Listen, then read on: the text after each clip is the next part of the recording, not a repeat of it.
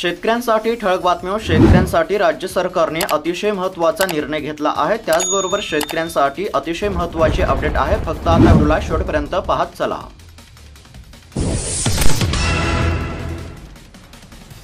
पहिलेच शेतकऱ्यांसाठी महत्त्वाची बातमी। राज्यव्यापी कर्जमुक्ती आंदोलनाची मशाल पेटली। कर्जमुक्ती द्या अन्यथा मंत्र्यांना रस्त्यावर फिरू देणार नाही। रविकांत तुपकर यांचा आता मंत्र्यांना कडक इशारा। सतर्कतेचा इशारा, मास्क लावायची तयारी ठेवा, कोरोना डोके काढतोय। मुंबईमध्ये कोरोना रुग्णांची संख्या वाढली। आता सतर्कतेचा इशारा पाहायला मिळत आहे। कोरोना डोके काढतोय असल्याचे चित्र।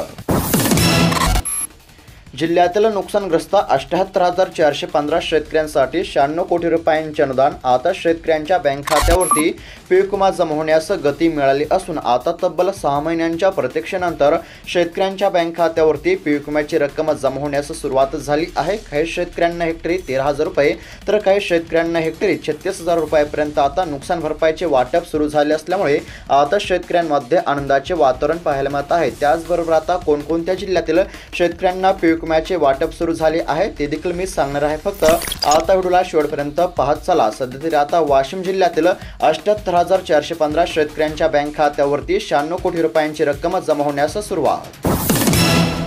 राजकारणासंदर्भातील मोठी बातमी। राजकीय घडामोडींना आता वेग। शरद पवार यांचा अजित पवारांना फोन। तर आता पवार काका पुतणे एकत्र येणार का याकडेच लागले आहे सर्वांचे आता लक्ष।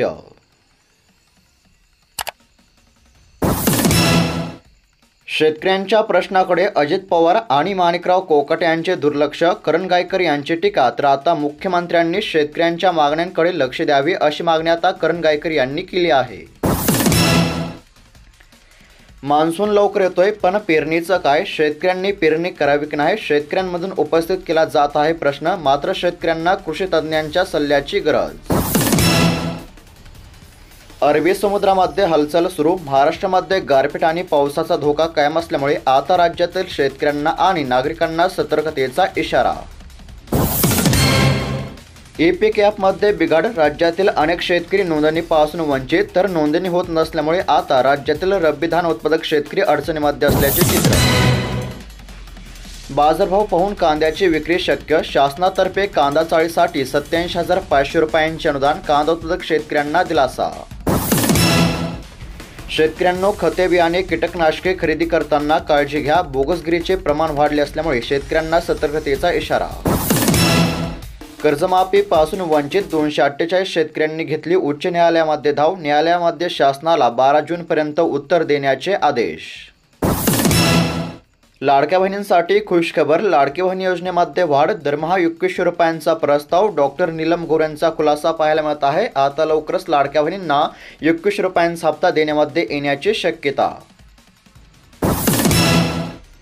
पीक विम्याची 18 कोटी शेतकऱ्यांच्या खात्यावरती वर्ग। आगामी खरीपासाठी शेतकऱ्यांना खर्चासाठी मोठा दिलासा। शेतकरी मित्रांनो, आता पीक विम्यासंदर्भातील अतिशय महत्त्वाची बातमी आहे। फक्त आता लक्षपूर्वक आहे का? एकंदरीत जर पाहायला गेलं तर आता राज्यातील अनेक जिल्ह्यातील शेतकऱ्यांच्या बँक खात्यावरती पीक विम्याची रक्कम जमा होण्यास सुरुवात झाली असून आता नाशिक जिल्ह्याचा देखील यामध्ये समावेश पाहायला मिळत आहे। त्याचबरोबर आता अजून बऱ्याच जिल्ह्यांची यादी देखील या ठिकाणी जाहीर झाली आहे। त्यामध्ये तुमच्या देखील जिल्ह्याचा समावेश असू शकतो। फक्त आता व्हिडिओला शेवटपर्यंत पाहत चला जेणेकरून तुम्हाला देखील तुमच्या जिल्ह्यासंदर्भातील पीक विम्याचे अपडेट पाहायला मिळेल। सध्या तरी आता नाशिक जिल्ह्यातील विशेष करून येवला तालुक्यातील शेतकऱ्यांच्या बँक खात्यावरती पीक विम्याची रक्कम जमा होण्यास सुरुवात। अमेरिकेमध्ये कापूस लागवड 14% घटणार। जागतिक कापूस उत्पादन कमी राहणार USDचा अंदाज। एकंदरीत जर पाहायला गेलं तर आता अमेरिकेमध्ये यंदा कापूस लागवड 14% घटण्याचा अंदाज आहे। अतिरिक्त लांब धाग्याच्या कापसाची लागवड ही आता 24% कमी राहण्याची शक्यता असून आता चीन, भारत, ऑस्ट्रेलिया आणि टर्की या देशांमध्ये देखील आता कापसाचे उत्पादन घटण्याची शक्यता। जिल्ह्यामध्ये बियाणे खतांचा काळा बाजार होता कामा नये। साठे बाजारांवर आता कडक कारवाईचे निर्देश पाहायला मिळत आहेत। आता बाजारामध्ये बोगसगिरीचे प्रमाण करण्यासाठी आता बियाणे आणि खतांचा काळा बाजार करणाऱ्यांवर आता कठोर कारवाई करण्यामध्ये यावी असे आता निर्देश देण्यामध्ये आलेले आहेत। शेतकऱ्यांना होते पीक कर्जमाफीची आस, त्यामध्ये पुन्हा सावकारकीचा फास। राज्य सरकारने शेतकऱ्यांना कर्जमाफीचे आश्वासन दिले होते, अद्याप तरी शेतकऱ्यांची कर्जमाफी नाही। कांद्याला एकरी 1.5 लाख रुपये नुकसान भरपाई तात्काळ द्या. पिंपळनेरातील शेतकऱ्यांचे तहसीलदारांना निवेदन. एकंदरीत जर पाहायला गेलं तर आता कांदा उत्पादक शेतकऱ्यांचे मोठे नुकसान झाले असून आता कांद्याला एकरी 1.5 लाख रुपयांची नुकसान भरपाई तात्काळ देण्यामध्ये यावी अशी मागणी आता शेतकऱ्यांमधून करण्यामध्ये येत आहे.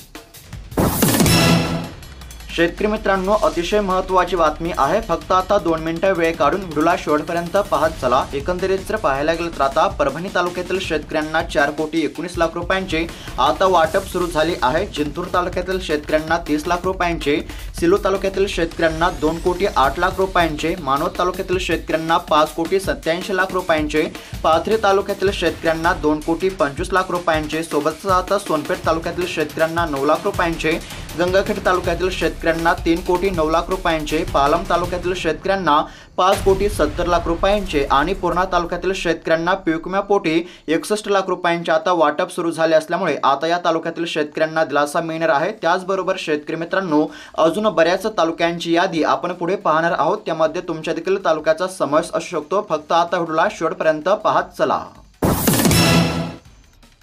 शेणखताला सोन्याचा भाव. हरतळा परिसरामध्ये 4,500 रुपये ट्रॉलीचे दर. मशागतीच्या कामांना आता वेग. खरीप हंगामासाठी ग्रामीण भागांमध्ये शेतामध्ये शेणखत टाकण्याचे काम आता जोमाने सुरू असून आता शेणखताला सोन्याचे भाव आले असल्याचे सध्या चित्र पाहायला मिळत आहे. हरतळा परिसरामध्ये 4,500 रुपये ट्रॉलीचे दर. धुळे जिल्ह्यामध्ये 5,500 शेतकरी महासन्मान योजनेला मुकणार. 1,58,000 शेतकरी लाभार्थी. तर धुळे तालुक्यातील सर्वाधिक शेतकऱ्यांचा आता यामध्ये समावेश पाहायला मिळत आहे. पीक कर्ज वाटपामध्ये सलग 4थ्या वर्षी जिल्ह्यांनी गाठला उच्चांक. 7,290 कोटींचे पीक कर्ज. उद्दिष्टापेक्षा 124% अधिक झाले वाटप. पुणे जिल्ह्यातील चित्र. शेतकऱ्यांसाठी महत्त्वाची बातमी. शासनाचे अनुदान हवे तर फार्मर आयडी घेतला का तरच अनुदानासह कृषी कर्ज पीक विम्याचा मिळेल शेतकऱ्यांना लाभ. एकंदरीत जर पाहायला गेलं तर आता शासनाच्या कोणत्या योजनांच्या लाभासाठी शेतकऱ्यांना फार्मर आयडी काढण्याचे आव्हान केले जात आहे. आता कोणत्या योजनांसाठी फार्मर आयडी अनिवार्य करण्यामध्ये आले असल्यामुळे आता शेतकऱ्यांना वारंवार फार्मर आयडी काढण्याचे आव्हान आता राज्य सरकारद्वारे करण्यामध्ये येत आहे. पीएम किसानचा 20वा हप्ता जूनमध्ये. शेतकऱ्यांसाठी अतिशय महत्त्वाची आणि आनंदाची बातमी पाहायला मिळत आहे. राज्यातील 93 लाखाहून अधिक शेतकऱ्यांच्या बँक खात्यावरती आता पीएम किसान योजनेचा 20वा हप्ता आता जमा करण्यामध्ये येणार असल्यामुळे आता शेतकऱ्यांना देखील लवकरच दिलासा मिळणार आहे. तसेच शेतकऱ्यांना आता KYC करण्याचे देखील सरकारद्वारे आव्हान.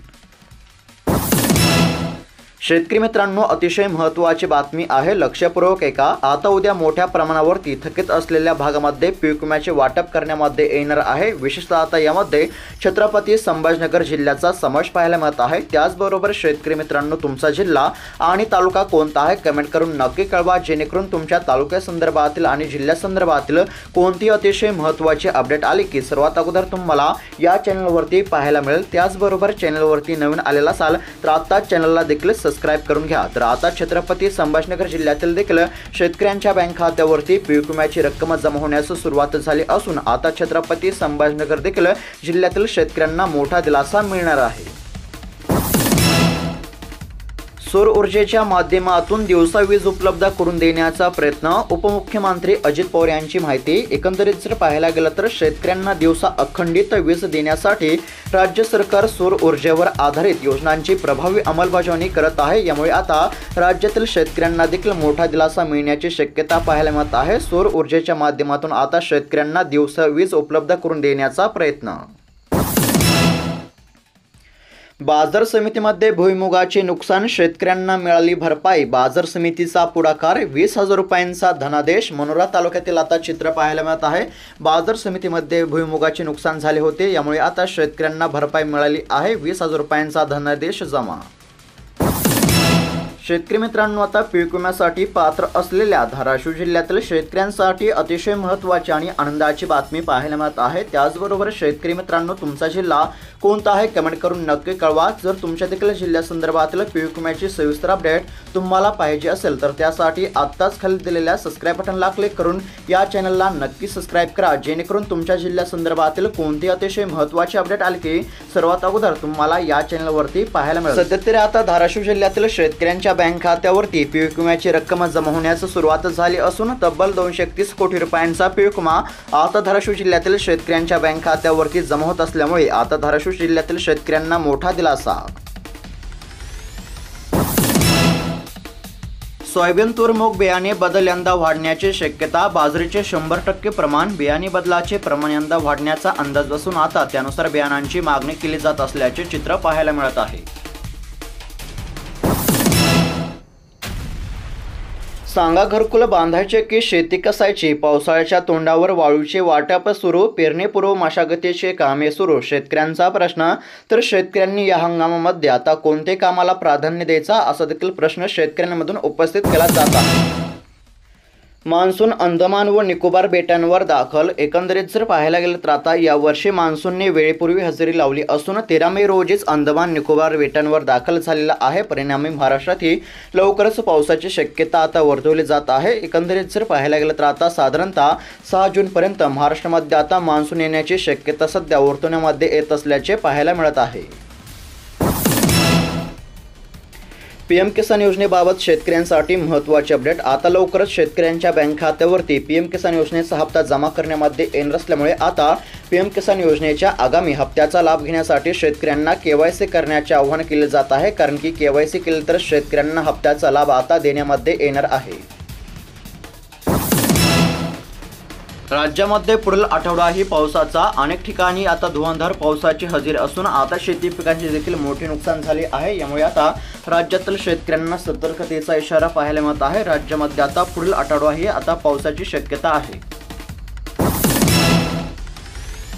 कांदा सुरू लागल्यामुळे शेतकरी चिंताग्रस्त। राज्यामध्ये आता मागील 10 दिवसांपासून अवकाळी पावसामुळे शेती पिकांचे मोठे नुकसान होत असल्याचे चित्र पाहायला मिळत आहे। यामुळे आता कांद्याचे देखील आता मोठ्या प्रमाणावरती नुकसान होत असल्यामुळे आता कांदा उत्पादक शेतकऱ्यांना देखील नुकसान भरपाई देण्याची मागणी करण्यात येत आहे।